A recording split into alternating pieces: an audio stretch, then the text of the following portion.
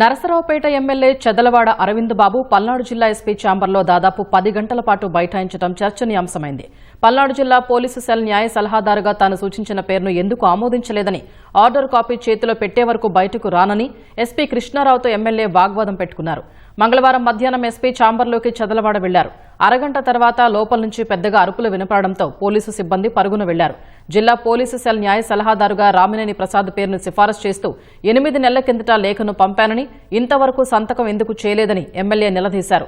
విచారణ చేసి సంతకం చేస్తానని ఎస్పీ చెప్పినా వినిపించుకోలేదు.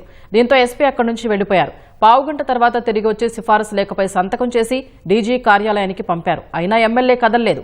నియామక ఉత్తర్వులు చేతిలో పెట్టే వరకు కదలేదన్నారు.